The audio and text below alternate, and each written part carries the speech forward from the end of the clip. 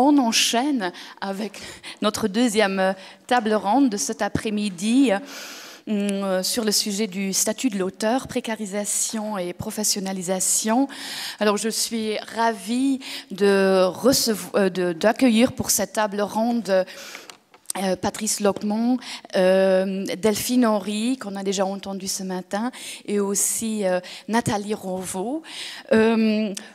Je commence un peu comme Delphine l'a fait en vous présentant brièvement les intervenants de cet après-midi ou de cette table ronde plutôt, et je vous demande aussi de compléter, peut-être que vous voulez encore ajouter l'un ou l'autre détail donc, à vos portraits. Donc, je commence par Patrice Locmont, qui est directeur général de la Société des gens des lettres. Donc, comme vous le savez peut-être, une société d'auteurs fondée en 1838 et qui compte aujourd'hui 6000 membres. Donc, c'est une association reconnue d'utilité publique. Et la Société des gens de lettres vise justement la promotion du droit d'auteur et la défense des intérêts des auteurs de l'écrit. Elle intervient sur l'ensemble des sujets ont trait à la situation juridique, économique, sociale et fiscale des auteurs. Voilà, maintenant, je viens de décrire donc vraiment la société. Patrice, est-ce que vous voulez encore ajouter un détail peut-être sur votre parcours aussi, votre formation ? Oui, bonjour. Donc, j'ai effectivement rejoint la Société des gens de lettres récemment, au début du mois de janvier de cette année. J'ai travaillé les 10 dernières années au ministère de la Culture français, au service du livre et de la lecture, où j'étais plus particulièrement en charge des questions ayant trait aux acteurs de la chaîne du livre, donc non seulement les auteurs, mais aussi les libraires et les éditeurs. Très bien, merci. Et on continue donc avec Delphine Henry. On a déjà eu le plaisir de l'entendre ce matin avec une présentation de la Fédération interrégionale du livre et de la lecture, donc de la FIL. Delphine Henry, est-ce que vous voulez aussi ajouter encore un détail sur votre parcours, votre formation ? Non, je pense que c'est pas forcément nécessaire, si ce n'est effectivement que je viens d'une structure pour le livre qui est basée en Champagne-Ardenne, qui s'appelle Interbibli, et que je suis moi-même un peu toute neuve, enfin un peu moins neuve, mais voilà, j'ai pris mes fonctions en septembre dernier. Oui, très bien. On est toutes... voilà, il y a un nouvel élan alors qui se décèle. Et finalement, last but not least, notre chère Nathalie Ronvaux, qui est autrice luxembourgeoise de langue française. Elle a eu le prix d'encouragement de la Fondation Servet en 2010. Elle expérimente depuis dans les divers genres, poésie, théâtre et prose. Et en 2017, justement, elle fait partie des 10 écrivains retenus pour le projet New Voices from Europe et rejoint l'équipe du Centre culturel Kulturfabrik où elle travaille en tant qu'attachée à la direction et chargée du projet européen ECHE 2022 que l'on vient déjà d'évoquer au déjeuner du moins. Est-ce que Nathalie, tu veux encore ajouter quelque chose ? Non, je pense que c'est trop bien comme ça. Voilà. Alors, je vous propose qu'on commence avec notre sujet, donc le statut de l'auteur. Il s'agit, donc l'objectif de cette table ronde est vraiment de cerner un peu la situation actuelle de l'auteur, de ce premier maillon de la chaîne du livre, si vous voulez, et de réfléchir sur son statut et aussi les mesures d'accompagnement de la professionnalisation. Donc, pour commencer, on pourra dire que donc, dans le débat public, aussi autour des politiques culturelles, dans les différents territoires, les discussions autour du statut de l'auteur se concentrent actuellement sur le développement professionnel, voire donc la professionnalisation.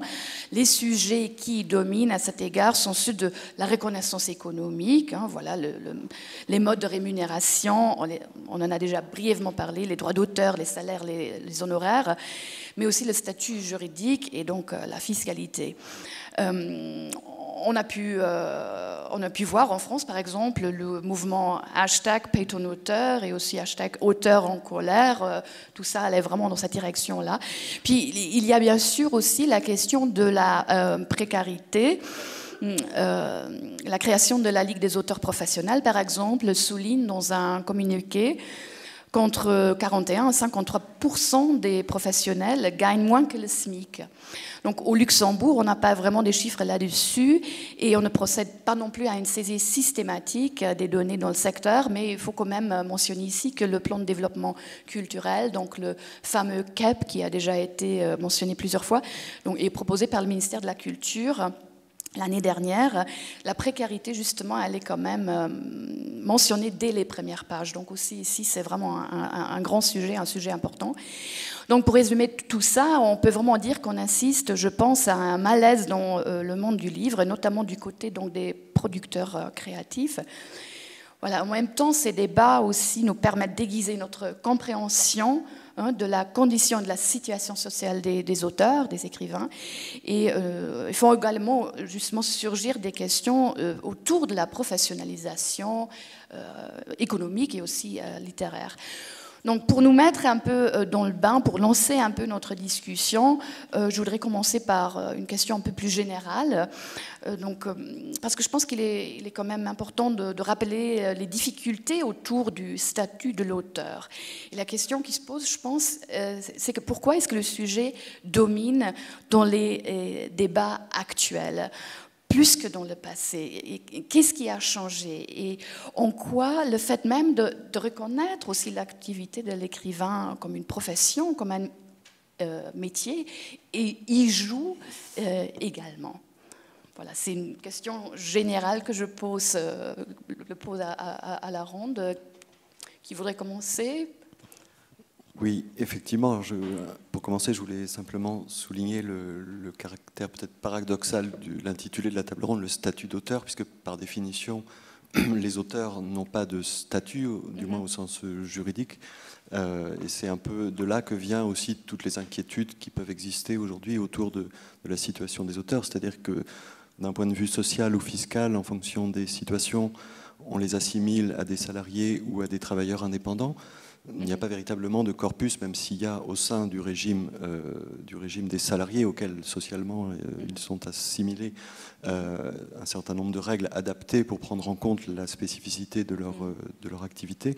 Il n'y a pas véritablement de statut de l'auteur, en tout cas décrit dans des textes aujourd'hui.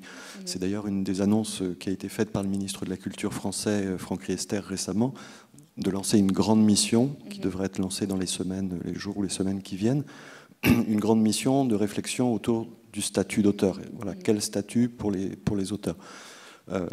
Pour revenir sur le terme de paupérisation ou d'inquiétude sur la situation économique que vous soulevez, effectivement, c'est quelque chose qui est né il y a maintenant quelques années autour d'un sentiment assez fort de paupérisation au sein de la population des auteurs, qui s'est exprimé, que les pouvoirs publics en France ont essayé d'objectiver en lançant, et c'était la première fois, on peut le saluer, une grande étude sur la situation économique et sociale des auteurs en 2015, étude à la fois quantitative et qualitative, dont il ressortait des résultats effectivement assez éloquents, dont certains que vous mentionniez. Pour résumer assez rapidement les enseignements de cette étude, donc le revenu médian d'un auteur du livre aujourd'hui se situe à 800 € par an. Les auteurs, 92, donc très peu d'auteurs vivent de leur plume. 92% des auteurs de l'écrit ont un revenu inférieur au SMIC. Donc seulement 8% ont un revenu supérieur au SMIC, équivalent à peu près 13 000 € par an. Et seulement 1,6% des auteurs ont des revenus supérieurs à 3 SMIC, c'est-à-dire 40 000 € par an. 67% d'entre eux sont obligés d'exercer une activité professionnelle à côté de leur activité d'écriture. Et par ailleurs, il y a un sentiment d'assez forte dégradation des relations, en tout cas qu'ils peuvent avoir avec leurs éditeurs parfois, sur la question des redditions de comptes, du paiement des droits. Tout ça s'inscrit, je crois, face au sentiment de paupérisation et attesté par les chiffres qui ont été publiés par cette étude, s'inscrit dans un contexte macroéconomique aussi plus général où, alors ce matin, Jean-Guy Boin a dit qu'il n'aimait pas le terme de surproduction, qui n'est pas antagoniste avec l'objectif que l'on peut tous poursuivre de diversité de la création, mais il est vrai que même, je crois que le secteur de l'édition en France aujourd'hui reconnaît qu'il y a une certaine production pléthorique de titres. On publie 60 000 nouveaux titres par an, et à peu près 200 sorties par jour. Donc pour l'ensemble des acteurs, que ce soit les lecteurs, les libraires ou même les éditeurs, quand on entend parfois qu'il faut produire deux livres pour en vendre un, on peut se dire qu'en tout cas, voilà, il y a une question autour de la surproduction qui s'accompagne également d'une baisse des tirages moyens par titre et du nombre des exemplaires vendus, ce qui, au final, voilà, entraîne une baisse du chiffre d'affaires par unité et donc une baisse de la rémunération des auteurs. Donc les auteurs sont un peu pris en ciseaux voilà, dans cette situation où leur rémunération baisse, où ils sont pour la plupart obligés de travailler et d'avoir un métier et de rechercher alors c'est vrai que voilà, les conditions aussi se sont développées pour leur permettre d'être rémunérés, mais c'est aussi toute la question d'être rémunérés pour des activités qu'ils exercent autour de leur œuvre, soit les interventions publiques dans les manifestations littéraires, l'intervention dans le cadre de l'éducation artistique et culturelle dans des établissements scolaires. Voilà, on fait de plus en plus appel aux auteurs pour intervenir dans la cité, dans le débat d'idées, sans pour autant que la rémunération, jusqu'à présent, aille de soi. Donc, il y a eu quelques avancées, on pourrait en parler, mais ça reste un combat important pour les auteurs. Merci beaucoup pour ce survol, aussi des chiffres, parce que ça c'est important, le côté économique, effectivement, il est très très important. Enfin, c'est que vous avez vraiment très bien expliqué, ça semble assez logique, d'un côté la surproduction, c'est une question de marché, bien sûr, et tout le monde veut sa petite part, que ça aille aussi ensemble, alors avec des baisses de tirage, donc des baisses de chiffre d'affaires, etc. On comprend ça très bien. Mais d'un autre côté, je pense ici un peu dans la ligne, ou par rapport à un des points qui nous tient à cœur pour le projet, c'est donc la sensibilisation à la situation justement des auteurs et je me demande justement, on parle beaucoup de littérature, la littérature est très présente dans la place publique, et en même temps, il y a encore des institutions, il me semble, qui vraiment ignorent justement cette situation-là, à commencer des fois par le ministère de l'économie, qui impose des systèmes où on se dit, voilà, à quoi ça tient? Pourquoi est-ce qu'il y a toujours cette méconnaissance de ce que le métier d'écrivain implique? Nathalie, est-ce que... Je pense que ce qui est important dans tout projet transfrontalier, notamment dans cet observatoire, c'est aussi de se rendre compte que les systèmes juridiques fiscaux ne sont pas similaires. On est bien certes en Europe. Je donne quelques exemples. Lorsque je remplis ma déclaration d'impôt, lorsque, à un moment donné, parce qu'il m'arrive d'être salarié, d'avoir 2 boulots pour pouvoir justement écrire, et il m'arrive aussi certaines années de pouvoir me consacrer uniquement à l'écriture. Mais en tout cas, je remplis toujours une fiche de profession libérale. Voilà. Il n'y a pas une fiche spécifique, je vais avoir un abattement puisque je suis artiste, et je vais aussi peut-être préciser, ce n'est pas parce qu'on est indépendant qu'on a forcément le statut d'artiste indépendant ici au Luxembourg. Ce statut d'artiste indépendant nous permet d'avoir accès à certaines aides économiques en cas de coup dur. Mais ce n'est pas parce qu'on est indépendant et qu'on se consacre à l'écriture qu'on va forcément demander ce statut ou qu'on va l'obtenir. Parce qu'il faut pouvoir remplir certaines conditions, notamment l'affiliation auprès du centre commun pendant 3 ans, prouver qu'on a une rémunération équivalente à 4 fois le salaire social minimum sur l'année, ce qui n'est pas toujours forcément le cas chaque année. Ça peut parfois fonctionner lorsqu'il y a des commandes bien précises. Au niveau des droits d'auteur, c'est clair, et on l'a dit, avec 300 exemplaires, 500 ou 1000 exemplaires, on va pas se remplir les poches. On a vu les chiffres en France, on les connaît, on voit aussi les chiffres à l'étranger. Ce n'est pas une situation nouvelle. L'auteur, bien souvent, et malheureusement, ou heureusement dans certains cas, doit cumuler plusieurs jobs, comme ça se fait dans plein de pays. Ce qu'il faut aussi dire, c'est que au Luxembourg, on a un type de rémunération. On est reconnu en tant qu'indépendant. En France, il y a possibilité de passer par la rémunération, de passer par l'honoraire, de passer par les droits d'auteur. Ce sont des systèmes tout à fait différents. Et ce qui rend ce travail très difficile au niveau des projets transfrontaliers. Je le dis notamment parce que j'ai rejoint l'équipe de la Kulturfabrik depuis 2017 et que nous portons beaucoup de projets transfrontaliers aussi bien en littérature que d'autres disciplines artistiques. Et c'est un problème. Voilà. Pourtant, on est au sein de l'Europe et on n'a pas encore trouvé beaucoup de possibilités de simplification des procédures fiscales, administratives et contractuelles.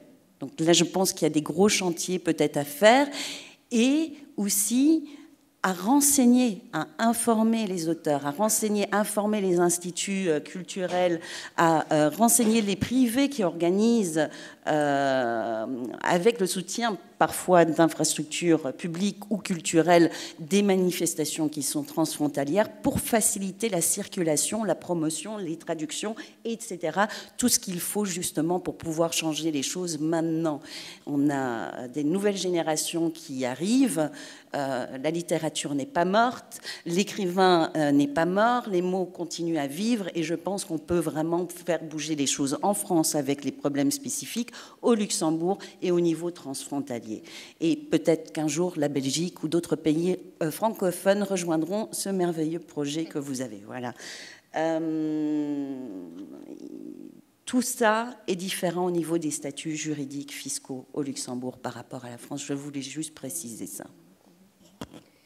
Oui, ton plaidoyer aussi, il est très convaincant, très éloquent aussi. Est-ce que ma prochaine question elle porte vraiment sur la précarisation aussi. Et en t'écoutant parler, est-ce que donc la circulation des auteurs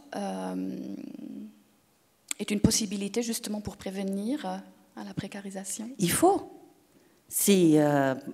Il faut, d'un point de vue philosophique et d'un point de vue aussi de la survie d'un auteur et de ce combat contre la précarité, la mobilité, la circulation, la promotion, la traduction, tous ces mécanismes-là sont nécessaires, surtout dans un petit pays comme le Luxembourg, parce qu'un auteur ne pourra pas faire une tournée de 20 lectures comme ça peut se faire en Allemagne, où l'auteur a effectivement un cachet intéressant. Il faut absolument inclure cette idée de mobilité, de circulation, de réseau, de mutualisation, les festivals, les salons, les résidences internationales. Ce sont tous des outils qui peuvent permettre à établir une stratégie et des visions pour dans les prochaines 30 années. Il n'y a pas 100 000 autres possibilités, il y a des pistes, mais on ne va pas réinventer la roue et je pense qu'on sait déjà ce qu'il faut mettre en place. Ça ne va pas arranger le problème pour tous les auteurs. Certainement pas, parce que c'est un cercle vicieux. On ne peut pas accepter 6 mois ou 12 mois de résidence si on a accepté de faire un job parce qu'on est dans un moment de difficulté. C'est un peu le serpent qui se mord la queue. Ça va mettre du temps. Mais il faut bien commencer à un moment donné à faire bouger les choses. D'un côté, donc, il y a la mobilité des auteurs. De l'autre, il y a toujours quand même cette question de rémunération qui n'est pas toujours claire. Parce que, bon, elle devrait être très claire. Ce matin, encore, c'est vous qui avez évoqué le livre, le guide voilà, sur la rémunération, justement. Et voilà, donc c'est vraiment un sujet quand même intéressant. Et j'ai lu que la Ligue des auteurs professionnels, par exemple, elle a relevé que la question des revenus n'est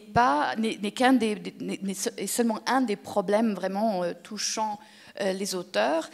Ils disent qu'il s'agit vraiment d'un problème beaucoup plus systémique qui dépend aussi, comme ils disent, des maisons d'édition qui imposeraient leur propre intérêt économique aux auteurs. Donc c'est quand même un statement assez fort et je me demande donc, Delphine Horry, comment la fédération interrégionale du livre et de la lecture, une institution basée sur l'interprofession qui a la bibliodiversité à cœur, quel est votre rôle ou le rôle de la FIL dans un débat pareil, un débat qui peut être explosif aussi parce qu'il y a un acteur contre l'autre. Comment gérer un tel débat ? Oui, alors effectivement, toute la difficulté, c'est de ne pas mettre un acteur contre l'autre, essayer de lutter contre cette perception des choses et la vision effectivement de ce camembert qui est repris, chacun observant son segment à l'aune de celui d'à côté, hein, librairie, édition, auteur, etc. Donc c'est vrai que la position des agences et plus globalement de l'ensemble des membres de la FIL et cette notion d'écosystème, encore une fois, que j'ai déjà évoqué ce matin, c'est d'insister sur les interférences et ça n'empêche pas d'avoir des convictions. D'ailleurs, la FIL a elle-même produit son étude en 2016 qui s'appelait Retour à la marge et qui, un petit peu à la manière de ce que je vous ai présenté ce matin sur le baromètre de la librairie, était aussi une remontée d'informations sur la situation des auteurs en région et qui faisait ressortir, voilà, assez proche de ce que vous évoquiez, une grande précarité, le fait que les auteurs avaient besoin d'avoir recours à une activité complémentaire, dite connexe dans le cas de cette étude,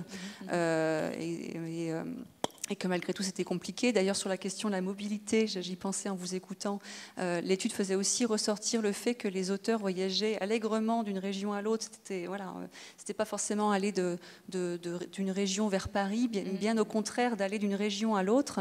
Donc une grosse mobilité pour aller intervenir dans des classes, dans des manifestations littéraires, et donc de cette manière-là pouvoir vivre aussi de ce travail. Hein. Donc voilà, la FIL et ses membres ont cette perception-là depuis un moment, hein, un long moment, et la réponse qui est la leur, c'est celle de l'accompagnement, de l'information, d'espaces de dialogue.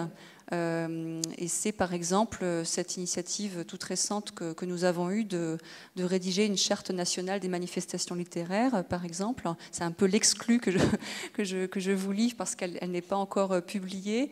Et c'est un document qui est le fruit des expériences menées dans de nombreuses régions, notamment une qui a été menée ici en Lorraine, enfin pas ici, tout près d'ici, pardon. J'englobe un peu largement, je passe les frontières.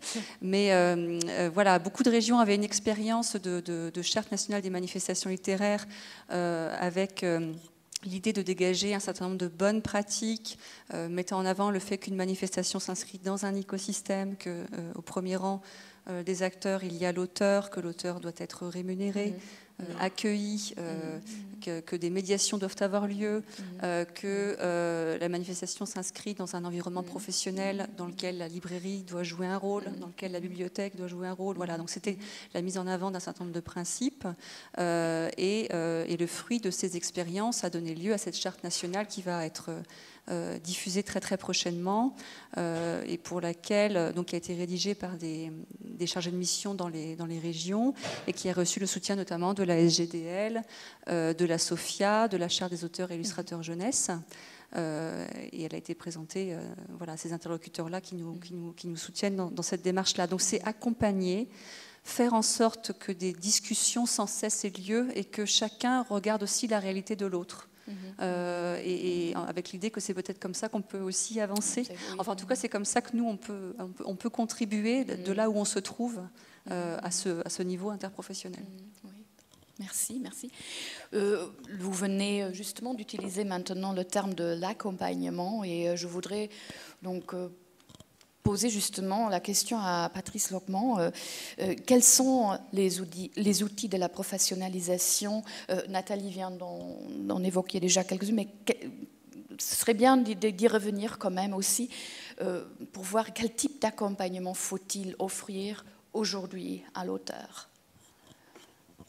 Alors, du point de vue de la Société des gens de lettres, nous sommes assez, donc, qui compte 6000 membres, mais étant reconnus d'utilité publique, on répond à tous les auteurs qui nous interrogent et qui ont des questions. On est aujourd'hui noyé effectivement avec les différentes réformes sociales, fiscales, on ne va peut-être pas rentrer dans le détail, mais qui sont assez importantes et qui bouleversent profondément la situation des auteurs.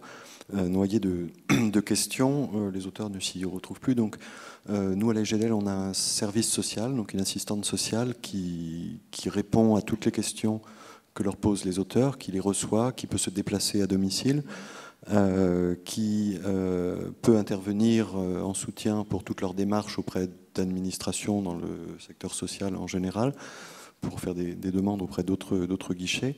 Et la Société des gens de lettres gère une commission d'action sociale, d'aide sociale, qui, cofinancée par la Société des gens de lettres et le Centre national du livre, qui permet d'accorder des bourses d'urgence, des aides d'urgence à des auteurs qui sont dans des situations de très très grande précarité.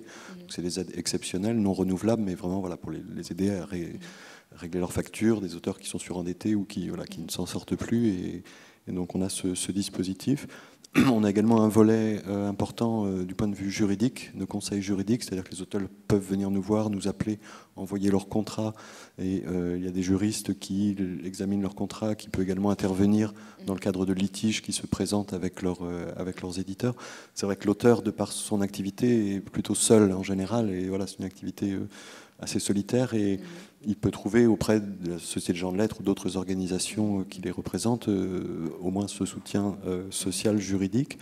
Et par ailleurs, la Société des gens de lettres a développé depuis ces dernières années des sessions de formation professionnelle. C'est vrai que les auteurs ont été mis à contribution du paiement d'une cotisation formation. Il n'existait pas forcément de formation adaptée à la spécificité, en tout cas répondant aux attentes des auteurs. Donc on a développé deux sessions de professionnalisation, l'une de niveau 1 qui vise vraiment à donner aux auteurs l'ensemble des clés sur tous les concepts voilà, social, fiscal, de droit d'auteur, de contrat d'édition. Une de niveau 2 qui approfondit un peu les questions et peut examiner des cas pratiques. Et par ailleurs, la Société des gens de lettres a été agréée en tant qu'organisme de formation, ce qui permet aux auteurs de voir les formations professionnelles auxquelles ils participent être prises en charge sur la base du fonds de gestion qui s'appelle l'AFDAS en France, qui reçoit les cotisations formation et qui peut prendre en charge, sous certaines conditions, les formations. Donc, par exemple, on a des formations comment animer un atelier d'écriture, puisque de plus en plus, on vient de le dire, intervenir en public, c'est quelque chose qui est demandé aux auteurs, qui leur est nécessaire. Donc on a des formations, comment adapter un ouvrage au cinéma, en scénario, la lecture à haute voix, l'écrivain en entreprise, enfin tout un tas de formations qui peuvent répondre à des... Encore une fois, ce ne sont pas des ateliers d'écriture, on n'apprend pas à écrire, bien évidemment, ce sont pour des écrivains confirmés ou débutants, mais c'est vraiment pour leur apporter quelque chose en plus, des clés qui leur permettent de diversifier aussi leur activité et puis d'approfondir leur pratique artistique. Et parmi les formations que vous offrez, lesquelles sont le plus sollicitées? Donc vraiment les formations un peu plus qui vont justement qui touchent au secteur économique, juridique, etc. Ou aussi les formations davantage littéraires? Alors les deux rencontrent un très grand succès. Bon, elles sont encore récentes, que ça a été créé en 2017. On envisage de développer à la fois les thématiques ouvertes qui seront ouvertes pour ces formations et le nombre de sessions, parce qu'on reçoit voilà, un nombre de demandes important. Elles ne s'adressent pas forcément au même public. Les formations professionnelles agréées, prises en charge par l'AFDAS, c'est vraiment pour des auteurs qui ont plus de 9 000 € de droits d'auteur par an. Donc ce sont vraiment des formations professionnelles. Et puis les sessions de professionnalisation qui s'adressent plutôt à des écrivains qui n'ont pas forcément, qui n'atteignent pas ce seuil, mais qui cherchent à avoir un peu toutes les clés de lecture pour tout ce qui est social, fiscal, juridique et contrat d'édition. Et Delphine Henry, la FIL aussi, elle est très active. Ce matin, vous avez évoqué le guide des aides aux auteurs. Et est-ce que là, vos deux institutions se rejoignent, se recoupent, c'est ça? Oui. Alors effectivement, alors je ne sais pas si c'est davantage à moi d'en parler. Ce guide de l'auteur de livre a été édité. Alors j'ai peur de dire une bêtise sur la date. C'était 2017. Et une mise à jour voilà, s'avère nécessaire. C'était un projet qui avait été réalisé avec le CNL, la SGDL et la FIL. La contribution de la FIL étant plutôt autour de cette remontée d'informations sur les dispositifs de soutien aux auteurs en région, ce que j'évoquais aussi autour du guide des aides qui est sur le site de la FIL, et sur la partie éditoriale du guide, mais je pense que c'est plutôt à vous, Patrice, d'en parler. Toute la première partie du guide, effectivement, vise à donner aux auteurs l'ensemble des éléments d'information qui leur sont nécessaires sur le régime fiscal, le régime social, le droit à la formation, vraiment, voilà, qui rentre en détail, qui donne tous les critères d'éligibilité, chacun puisse se situer dans ce panorama un peu complexe, puis compléter effectivement de l'ensemble des aides, que ce soit nationales ou locales, auxquelles ils peuvent prétendre en tant qu'auteurs. Le Centre national du livre en France donne des bourses d'écriture, des bourses de création, les DRAC accueillent en résidence. Il existe voilà, tout un dispositif que les auteurs ne connaissent pas forcément, ou en tout cas ne connaissent pas toujours les critères d'éligibilité. Donc ce guide est en train d'être mis à jour et devrait pouvoir être, on l'espère, livré aux auteurs pour les états généraux du livre qui seront organisés le 4 juin à Paris à la Maison de la Poésie. On peut encore consulter la précédente version pour laquelle plusieurs parties restent quand même actuelles sur les sites de nos structures. Et c'est vrai qu'il avait rencontré énormément de succès. Moi, quand j'ai repris un peu le fil, j'avais appris que tous les exemplaires avaient été largement distribués et appréciés. Et on sait que la version est encore... Oui, c'est vrai qu'avec les importantes réformes qui sont en cours d'un point de vue social, fiscal, retenue à la source, réforme des retraites, appel des cotisations retraite dès le premier euro pour l'ensemble des auteurs, il était absolument nécessaire de mettre à jour ce guide parce que pas mal de règles ont changé. Et voilà, les auteurs trouveront bientôt dans ce guide, on l'espère, toutes les réponses aux questions un peu complexes qui peuvent se poser. Et je vois que là, on voit aussi un peu une différence quand même entre les deux territoires, parce que maintenant, on vient de parler beaucoup donc, de situations juridiques, sociales, économiques et tout. On n'en parle pas vraiment, enfin, il n'y a pas de législation non plus au Luxembourg autour de cela. Quand on parle de professionnalisation, c'est plutôt la professionnalisation littéraire. Et Nathalie, en tant qu'autrice qui a pu profiter justement de quelques mesures d'accompagnement, je pense aux résidences d'auteurs que tu as pu faire. Donc, en quoi ces outils, vraiment, ces mesures d'accompagnement sont importants pour la construction de l'identité de l'auteur et aussi la compréhension qu'il peut avoir de soi-même en tant qu'auteur? La compréhension qu'il peut avoir de soi-même. Oui. Par rapport à... Alors, je suis un peu choquée parce que j'ai des fragments de discussion qui me reviennent à l'esprit, notamment une avec notre directeur du centre culturel de la Kulturfabrik où on avait un débat sur les mesures et il me disait, et on parlait de la Kulturfabrik spécifiquement puisqu'on met en place pas mal de projets littéraires, avec des résidences, avec de l'accompagnement, avec des mises en réseau, avec des échanges. Et il me disait, mais nous, une des mesures qui est importante chez nous quand même, et il faut la signaler, c'est la rémunération. Et je disais, mais c'est normal. Et il me dit, oui, mais tu t'étonnerais de voir à quel point ce n'est pas normal dans beaucoup de... Voilà. Et apparemment, c'est vraiment comme ça, et je le sais parce que je l'ai vécu moi-même. Et c'est quand même dingue parce que c'est l'art, l'artiste, est un des seuls métiers à qui on demande de travailler, mais sans être payé. Le travail n'est pas reconnu chez l'artiste. Par contre, on demande à l'artiste d'être productif et de pouvoir commercialiser son art. C'est tout à fait aberrant. Les mesures d'accompagnement sont importantes parce qu'elles contribuent à la professionnalisation et elles permettent l'accès à la professionnalisation.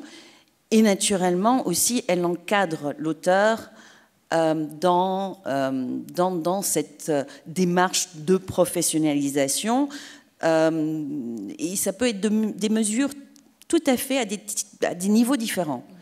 On avait dans le temps le congé culturel, qui n'existe malheureusement plus et qui est en discussion actuellement, qui n'est peut-être pas nécessaire pour tous les domaines artistiques, mais il est vrai que pour un écrivain qui n'a pas le choix pour plus de 90% des écrivains et qui doit voilà, avoir un métier à côté ou plusieurs métiers à côté, il faut lui permettre de dégager du temps pour faire partie d'un écosystème, pour faire partie d'un réseau international et européen, voilà, et de pouvoir se déplacer à des festivals à l'international, de pouvoir aussi prendre du temps à certains moments pour des projets ciblés voilà, qui ont un sens réel.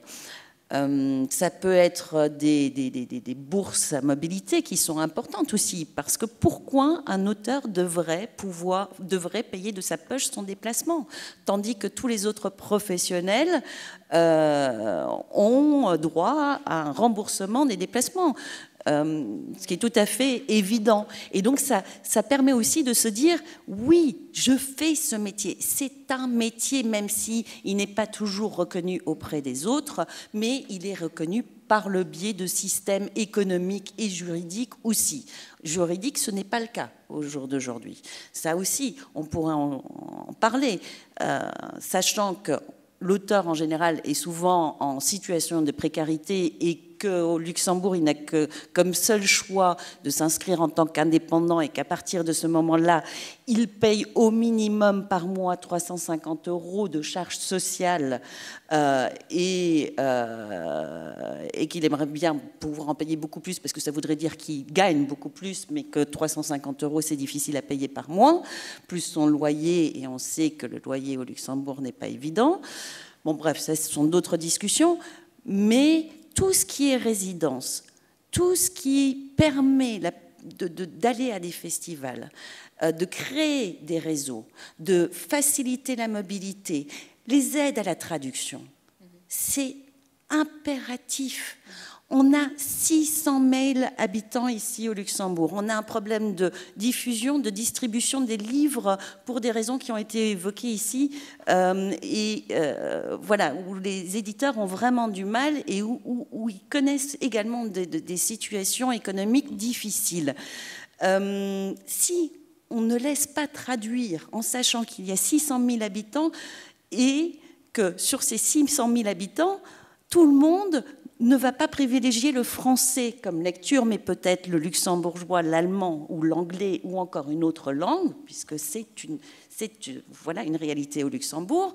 Comment pouvoir faire vivre cette littérature en allemand, en anglais, en français et en luxembourgeois en dehors de ces frontières? Donc, et d'autant plus, les festivals, les salons, les traductions permettent une mise en réseau, mais permettent aussi une promotion de l'auteur, mais aussi de la littérature en général de son pays. C'est évident lorsqu'un artiste ou un écrivain est invité à une lecture à l'étranger, et je ne suis pas pour le branding, nation branding et tous ces trucs-là, vraiment pas, mais on représente notre pays. On nous demande d'où on vient, comment est notre pays. Quelle est la culture de ce pays, quel est le fonctionnement de ce pays. Et bien au-delà, lorsqu'on va à l'international, c'est quoi ce pays et c'est quoi l'Europe? Et à un moment donné, on se dit, on est en totale contradiction. On ne nous permet pas de travailler, mais on nous fait travailler sans nous payer et sans nous permettre de travailler. Donc c'est absolument incroyable. Et l'écriture et la littérature ne peut pas vivre comme ça. On le sait tous. On le sait tous. Donc il faut commencer à faire des projets d'accompagnement, des projets de littérature qui mettent en réseau des écrivains de différents pays, faire des accords pour des résidences internationales et des échanges internationaux, faire des accords pour des festivals internationaux et des échanges internationaux. Il faut que ça bouge, il faut qu'il y ait un mouvement, il faut qu'il y ait une circulation, une mobilité. Et on a besoin de ces aides-là. Aucun écrivain n'a envie de devenir un écrivain d'État. Vous demandez à la majorité des écrivains, ils ont juste besoin d'outils pour travailler et gagner de l'argent. Merci beaucoup, mais en même temps, si on devait maintenant conclure, parce que je pense qu'il est temps aussi d'ouvrir le débat à la salle, il y a beaucoup de mots-clés qui ont été évoqués. Donc il y a la formation juridique, fiscale qu'on doit du moins offrir à l'auteur. Il y a cette mobilité qu'il faut, du moins, à laquelle il faut quand même lui donner accès.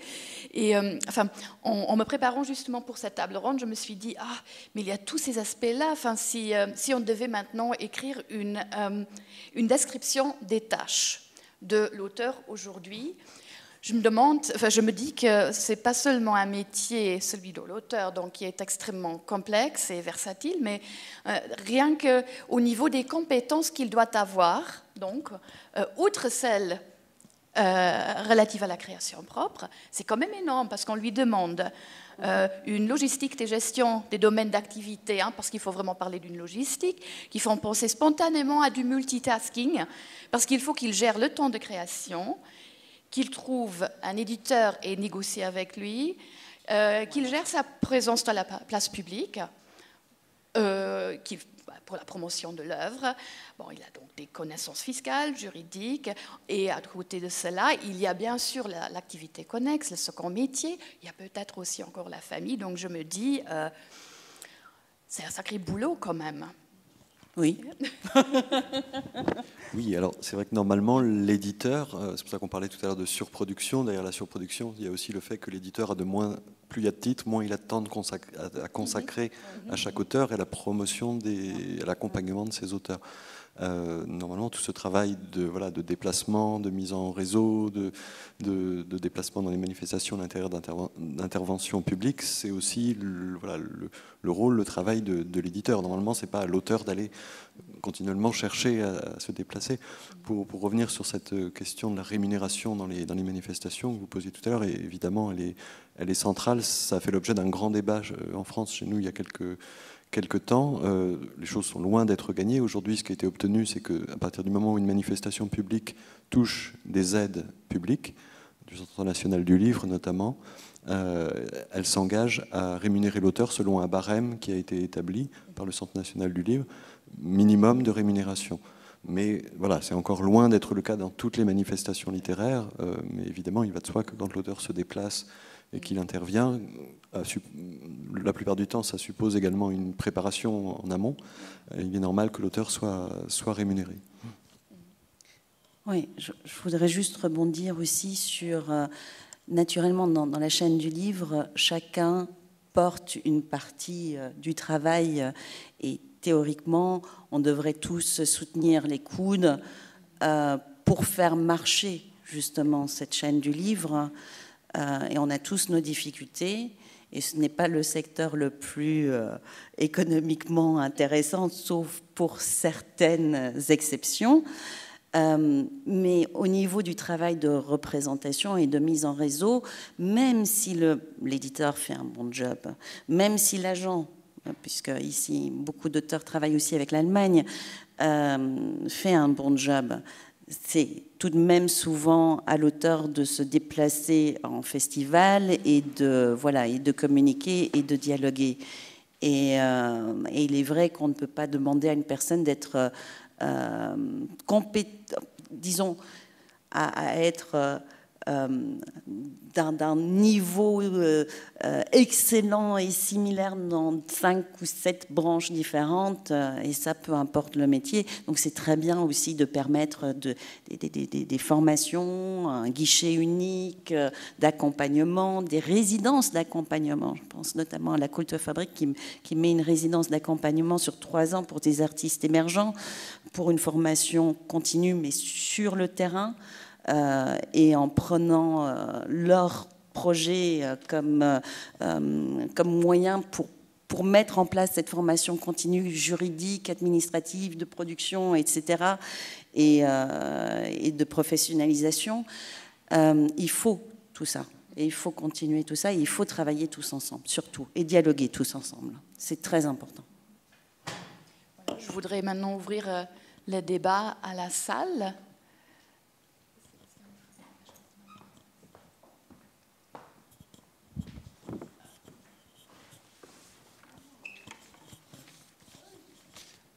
Bonjour, Gilles Million, je dirige la CIL, donc la Confédération de l'illustration et du livre, qui est un centre de ressources qui a été créé en Alsace avant la fusion des régions et qui, après la fusion, cherche sa place dans le cadre d'une structuration qui est en cours.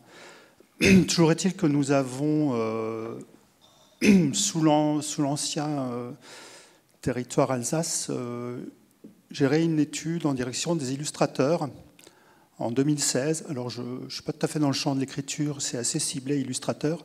On était parti d'une présence d'illustrateurs assez forte sur le territoire. On a interviewé 105 illustrateurs. On a récupéré des données auprès de 105 illustrateurs sur une étude qui, malheureusement, confirme ce que vous venez de dire, que c'est l'effet marquant, c'est la précarité et la pluriactivité. Donc effectivement, mon métier de départ, je suis illustrateur, mais en plus, j'ai un métier secondaire, je suis caissier au cinéma, dans une épicier, et j'ai un métier, une activité additionnelle, donc je fais des animations, des ateliers, etc. etc.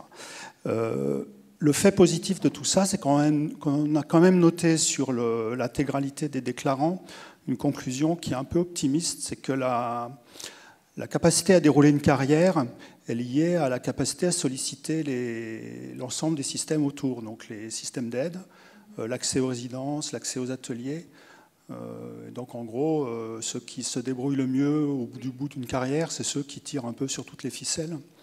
On a vu aussi, alors c'est un peu spécifique ou peut-être déclinable pour les auteurs, on a vu que le fait d'être inscrit dans des systèmes collectifs et notamment dans des ateliers plutôt que faire du boulot tout seul chez soi était aussi un facteur d'intégration, ce qu'on peut bien comprendre parce que ça donne des trucs du genre « Ah oui, toi, l'éditeur, il t'a filé 8 alors que moi j'ai 10, qu'est-ce que tu as fait comme boulot, etc. etc. » Donc on a mis en évidence l'importance des systèmes collectifs, bon, bien sûr.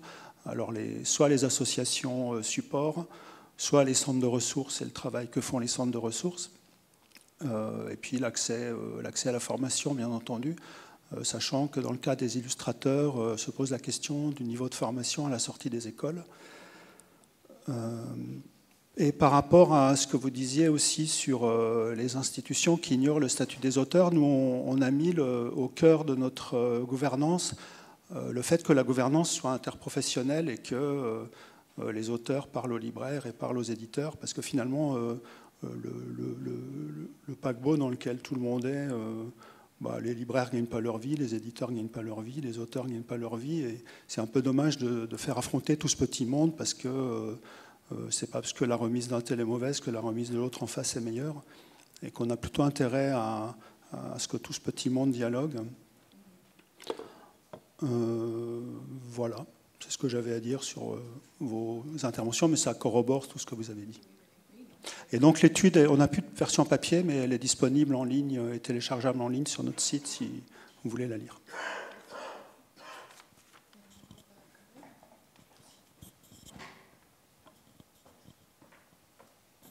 Merci. Je vais juste libérer 2 de nos intervenants qui ont un TGV pour Paris et leur taxi, je suis désolée, mais en bas, il va falloir qu'ils y aillent.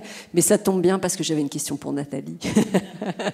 Voilà, comme ça leur permet de fuir discrètement de la salle par rapport aux contraintes de transport. Donc oui, Nathalie, une question qu'on peut se poser, on l'a bien vu avec la SGDL, donc la capacité aussi, et pour rebondir sur ce que notre collègue disait aussi à l'instant, c'est-à-dire comment on peut être plus fort quand on est ensemble à l'intérieur d'un réseau ou d'une organisation, d'une structure collective. La SGDL est fortement ancienne. Je me demandais pourquoi on n'a pas ce système-là à Luxembourg. C'est-à-dire pourquoi on n'a pas un réseau fort et établi d'auteurs. Alors, j'ai l'impression d'entendre certaines personnes ricaner, non? Oui, voilà, derrière. Je ne me trompe pas. Je ne vais pas rentrer dans l'historique. Il est vrai qu'on avait une fédération. Elle n'existe plus pour des raisons X, Y. Mais ça ne veut pas dire pour autant qu'il n'y a pas de réseau. Ils sont informels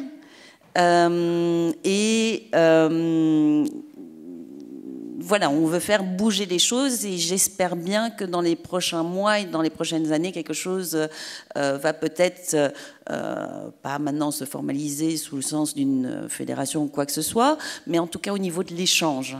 Et peut-être pas au niveau auquel on l'aurait pensé. Mais en tout cas, ces initiatives existent et la preuve est, par exemple, des soirées littéraires comme le Word in Progress, comme des œuvrés, comme le collectif transfrontalier Le Gueuloir, qui rassemble des auteurs de Belgique, du Grand Est et du Luxembourg, et qui se sont créés avec des initiatives privées, personnelles d'auteurs, mais qui sont soutenues et parfois même financées par des institutions culturelles subventionnées.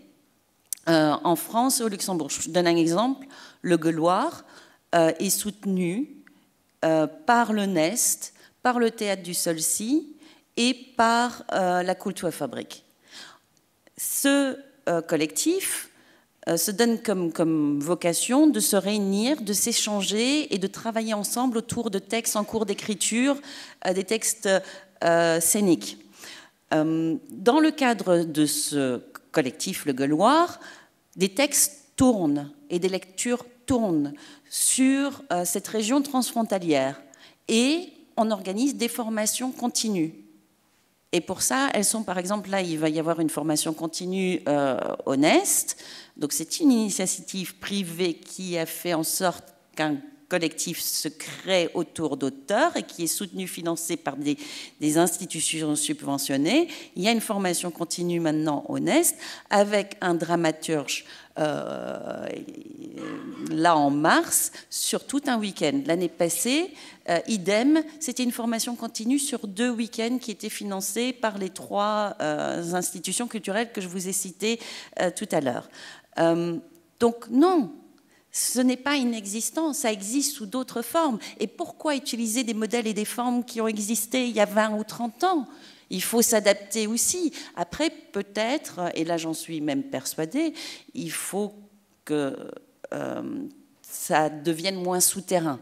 C'est-à-dire qu'il faut avoir une visibilité, parce qu'il ne faut pas se leurrer, on est aujourd'hui dans le temps du lobby. Et on doit pouvoir aussi répondre à ça et être présent et être visible.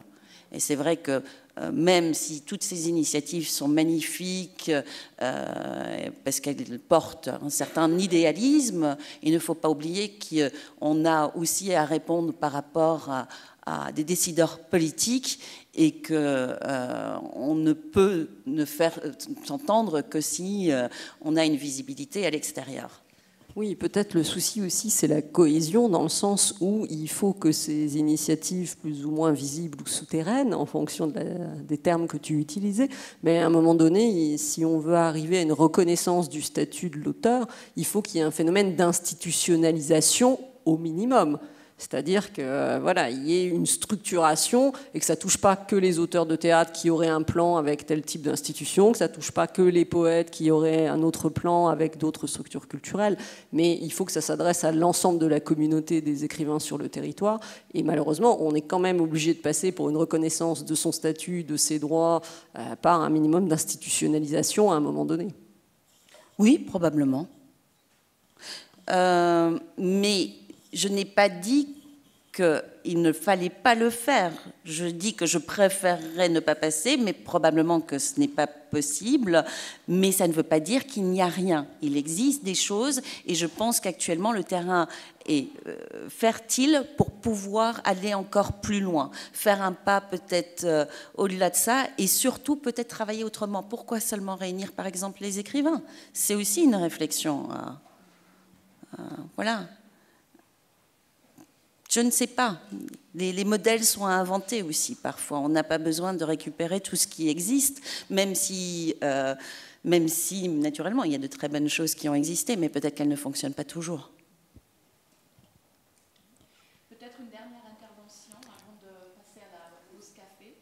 Oui, merci. Donc, Anne Poitvin, je représente le Conseil régional du Grand Est, donc de l'autre côté de la frontière, cette institution, cette collectivité publique. Et donc, je suis chargée de mission vie littéraire. Donc, je m'occupe de l'aide notamment donc, aux auteurs, les résidences d'écriture, les manifestations littéraires. Et j'avais envie de me faire un petit peu l'avocat du diable. Et bon, c'est dommage, les deux intervenants qui sont concernés sont partis, mais c'est pas grave, on se connaît.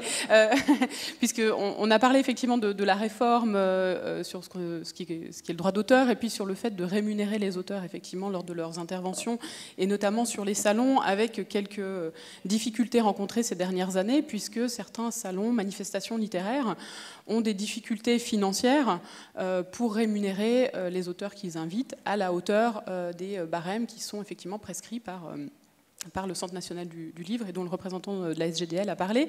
Et moi, je rencontre pas mal d'organisateurs de manifestations littéraires qui, du coup, sont incités, de par les difficultés financières que ça peut engendrer, à inviter moins d'auteurs et donc à avoir des salons ou des manifestations qui potentiellement peuvent perdre en qualité ou en diversité.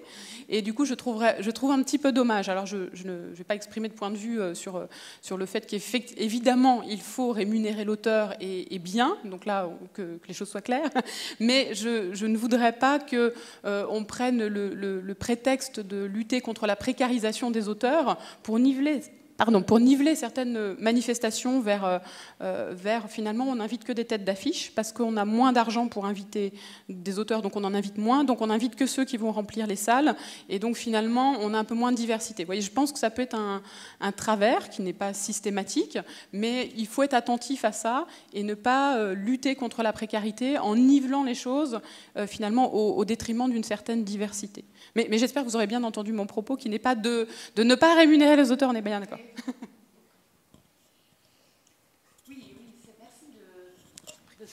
Merci justement pour cette dernière remarque qui me semble tout à fait pertinente et c'est quelque chose qu'il va falloir considérer. Et je propose aussi qu'on va continuer maintenant la discussion autour d'une bonne tasse de café et de quelques biscuits, parce qu'on a déjà un tout petit peu de retard. On prendra 15 minutes et on se retrouve ici donc à 16h. Merci.